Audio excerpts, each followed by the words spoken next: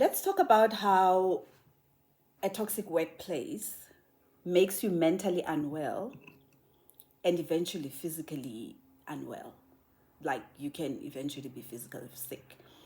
Think of it from a perspective of Tineo Mukweli, who goes to work, she gets arrested, and even before she gets arrested, probably she had heard about this whole idea that she was wrongly appointed and stuff like that. Just the tiff.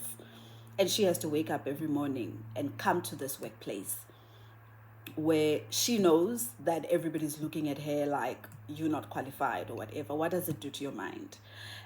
Now you have to make yourself enthusiastic to come to the office. You probably, like I think one of the colleagues on the commission was talking about how he was taken off cases and not allowed as a senior investigator to be involved in those cases. But now you've just had your own job description stripped off. Yet, nobody's saying don't come to the office. Nobody's saying this is what else you are doing if you're not in the office. So you're literally in limbo. But now this is working on your self-esteem. This is working on your motivation. Here you are as an individual, you come into the office just to sit.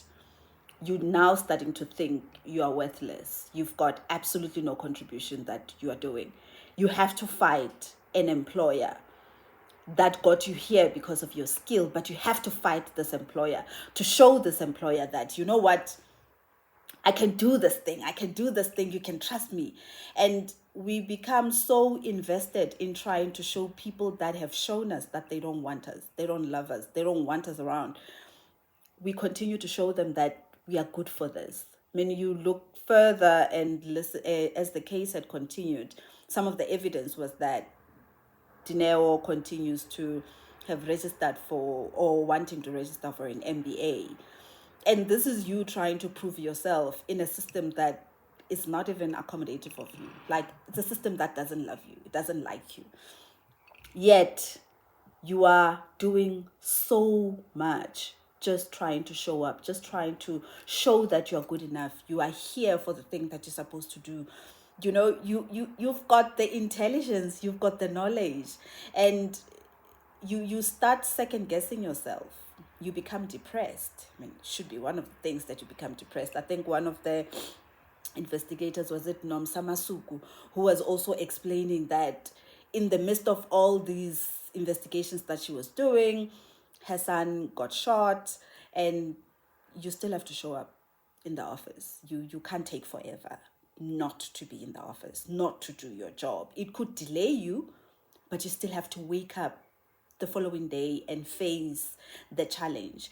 On the other hand, you are, you can call EAP, they can help you when they can, but the thing that you're experiencing every day is getting to a level where it's costing you.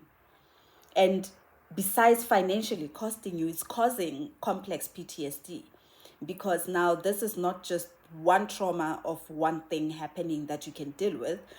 It's consistent things that are happening every day to tell your mind that you're not safe.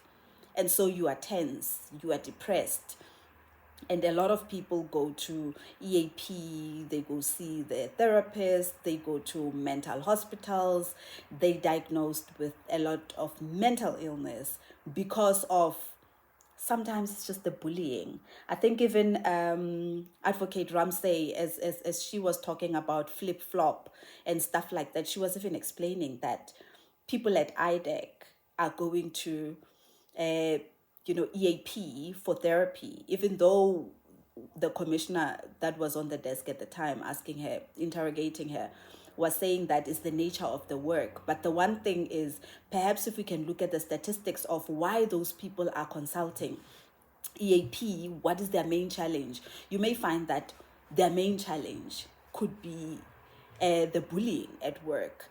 I mean, one of the things that I do is being an affiliate to an EAP program where employees are able to call in or to come and see us physically. And I remember that I was once given a case where 6 clients were referred to me, and those 6 were reporting to one person, and they were disgruntled. They were bullied.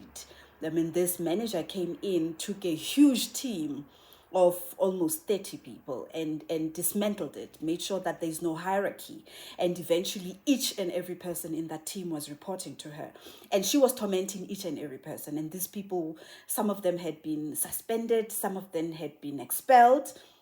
They had to go fight their case from CCMA, and eventually they got reinstated. And guess what happened when they came back? They reported to the same person. Like, the employer didn't find anything wrong with this person that is a bully, that is making other people sick. And the team was now at a point where individually they were dealing with illnesses, your high blood pressure, your cardiac challenges, high blood pressure, low blood pressure, all these things that are challenges to them. Now they're moving the focus away from the bully, but the employer is not doing anything about the bully. There's grievance cases that have been put forward. The bully is going nowhere. The cases go in, there's a sitting, and eventually nothing seems to happen. A report will come, further investigation. 2 years, 3 years later, you're still with the same employer. You're still being bullied. Now, you're doing exactly what the IDEC colleagues were saying. It's like, you just chill, you keep quiet. You wait for the afternoon if you were given an instruction in the morning. But what does that do to you? Now you feel like you gaslighting yourself. You don't even remember what is it that you said. You don't, like, literally, you feel like you're crazy. You're second guessing yourself. You're not even sure that you heard properly. But it gets to you, and it's so sad that even if you write reports and they're submitted as a practitioner, you'll submit, the EAP program will submit to the HR will take that document and say, yeah, but this is an ER issue. Employee relations will say, those people have been at it for the past 10 years, and nobody's doing anything about it. It's as if there's a T-junction. And unfortunately, the people that are in that situation, now they are focusing somewhere else on their health. They are taking depression pills. There's shame that's also around the whole mental illness that you get to go through. But now you're starting to own the depression, and you even forget that it's not about you. It's actually about this bully. But this bully has had absolute power over everything and everyone. And they've been doing this for a long time. I mean, even with the Advocate Johnson, you can check. She's been doing this for a long time. And so it comes naturally to her that she can dismiss things that are serious. But everybody has been tiptoeing around her. Now she is the system. The system is now allowing this abuse to happen. And it's as if there's nowhere to hide. And the unfortunate thing is the individuals that are involved in this, they don't even think of quitting. They can't quit. Now they're stuck.